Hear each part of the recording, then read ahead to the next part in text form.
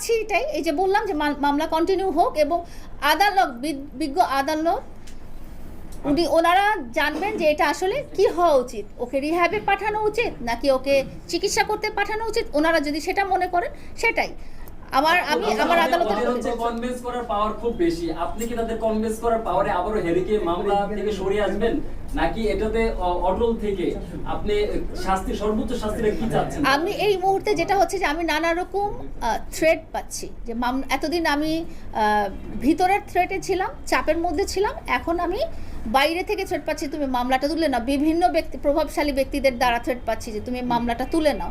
তো আমি আলাদা টপিক, এটা আমি অন্য জিনিসে আপনাদেরকে জানাবো।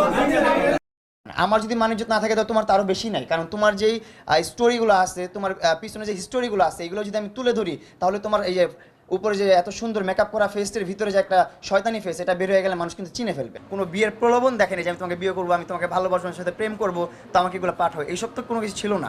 আমার স্ট্যাটাসে এমন মানুষ আছে তার পায়ের নখের যোগ্যও না, যে ও আমাকে দিয়ে বিজনেস করছে, গিভ অ্যান্ড টেক হয়েছে ওর সাথে। আমার বলে ও বান্দরের সাথে ছবি তুলে আমার সাথে বান্দরের সাথে তুলনা করে। ও যেগুলো করতেছে এগুলো আমি কখনো ওর কাছ থেকে আশা করি নাই, যে আমি এটা হাইপার মোমেন্টে বলে ফেলছি, এগুলো ভুলে বলছি, মিথ্যা বলছি, এগুলো আসলে সঠিক না, কিন্তু আমাদের একটা প্ল্যানিং আছে, আমরা এগুলো করবো।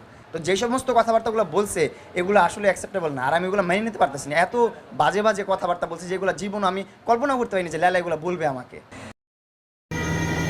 এতদিন অনেক কি বলতে শুনেছি যে লায়লা এবং মামুনের কাহিনী নিয়ে, যে লায়লা মামুনের অসম প্রেম আসলে একটা, অনেকে বললো যে অনেকে অনেক কটূক্তি করলো যে বুড়া বেটির সাথে একটা ইয়াং ছেলের সাথে, একটা মায়ের বয়সে একটা মহিলার সাথে একটা ছেলের বয়সে একটা ছেলের প্রেম, এটা কখনো হতে পারে না। আসলে এটা হতে পারে না, এটা অনেকাংশে হয়। আপনার 100-র মধ্যে 1%, 99% এটা হয় না। এখন লায়লা আর মামুনকে নিয়ে যারা সমালোচনা করে এবং লায়লা আর মামুনকে নিয়ে যারা অনেক বেশি আশা ছিল বা এখন যারা আশাহত হয়েছে, আপনারা ভেবে দেখুন যে এখন বর্তমানে লায়লা এবং মামুন দুজনের শত্রু, একজন আরেকজনের বিরুদ্ধে মামলা করেছে এবং লায়লা মামলা করেছে মামুনের বিরুদ্ধে, মামুন মামলা করেছে লায়লার বিরুদ্ধে।